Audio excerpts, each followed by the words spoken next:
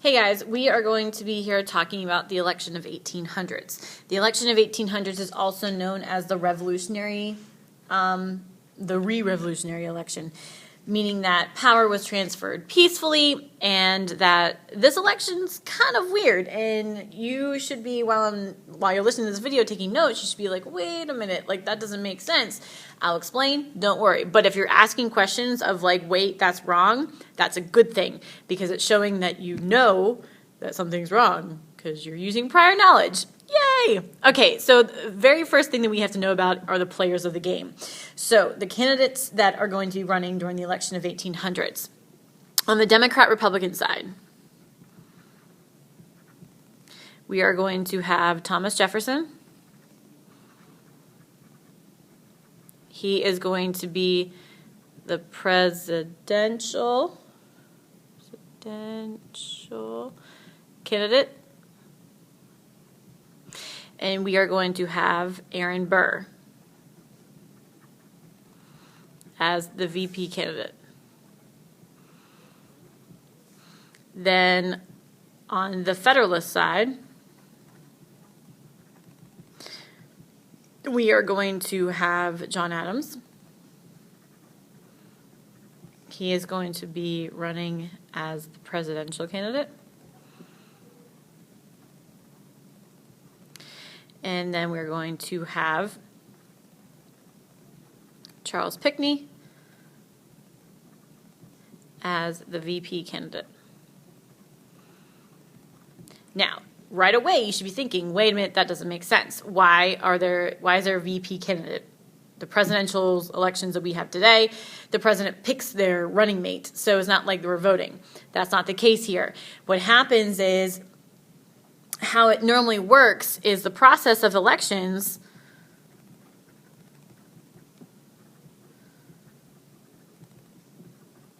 in the 1800s was that voters, or what we call them electors,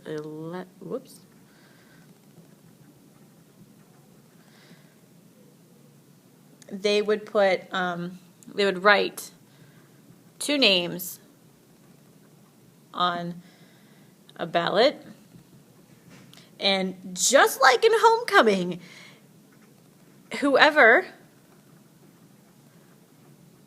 got the most votes, they were called the president. Second runner-up, vice president. Once again, you're like, wait a minute. So let's say, for example, you're going to go vote in the 2008 election. Well, okay. Let's say you're going to go vote in the 2016 election. Let's just say that. And you vote for Donald Trump and Britney Spears. You would put both those names on a ballot. So Donald Trump is running for president. Britney's running for VP.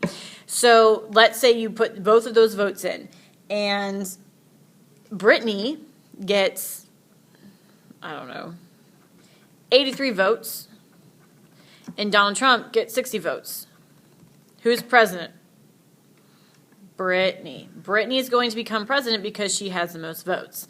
So it has to be very, very strategic. Each political party had to play the game and try to, jerry-rig the whole voting process. So in order for Thomas Jefferson to become president, Aaron Burr had to get one less vote than Thomas Jefferson in order for that to happen. Pinckney, same way. Adams would have to get one more vote than Pinckney. So the electors would rig the vote to make sure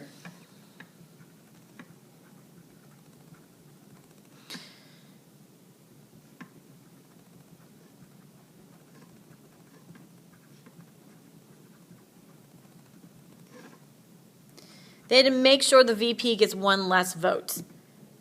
Federalists played this very well. Anti-Federalists really messed it up. In the election of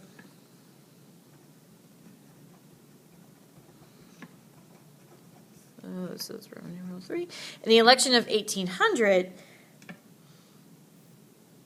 the Democrat-Republicans win.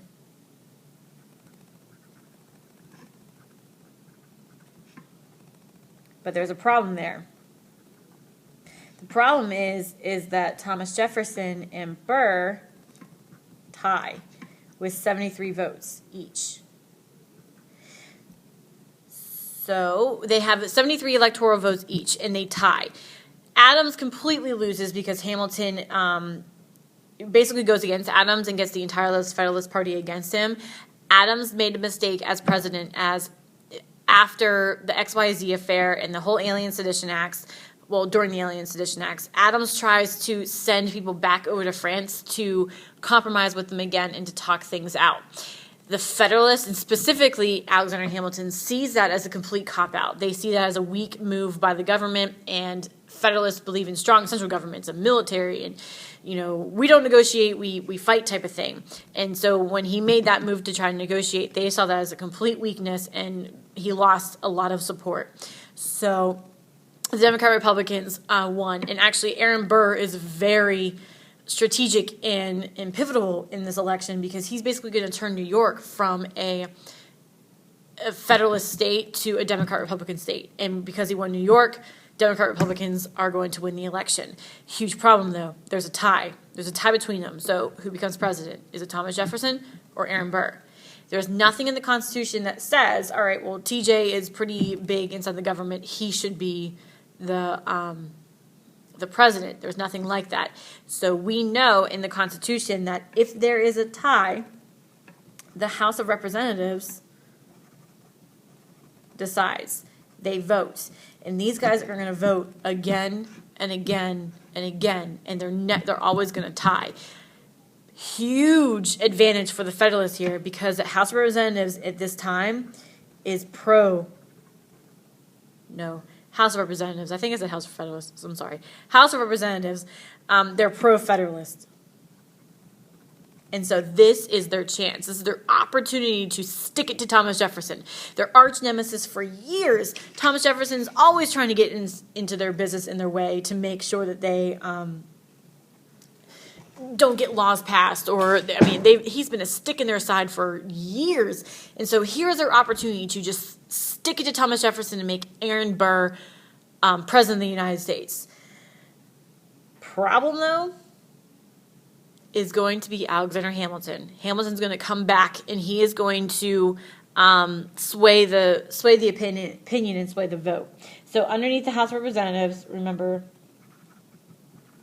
they decide Hamilton, who is a Federalist, should really not want Thomas Jefferson as president. I mean, he's a Federalist. He's been a Federalist forever. Thomas Jefferson and Hamilton have never gotten along. They've been opposite in everything. Jefferson says the sky is blue. Hamilton's going to be like, nope, it's red. So we know that they don't like each other very much. But Hamilton is going to support, you guessed wrong, it's not going to be Burr, it's going to be Jefferson. He is going to support Jefferson. And everyone should be like, no. The reason why is not because they're besties and they like each other. It's because Hamilton hates Burr, like with a deep, burning passion. He may not like Jefferson and butt heads, but he absolutely hates Burr. They haven't gotten along. Burr basically turned Hamilton's home state of New York to Democrat Republicans, and Hamilton starts going around and talking basically smack about Burr to other people, telling them that he doesn't trust him to run the country, that Burr doesn't know what he's talking about. He doesn't have he's basically scorning Burr's integrity and questioning his character. And Burr is going to get very upset about this. And so, regardless of Burr's feelings, is Jefferson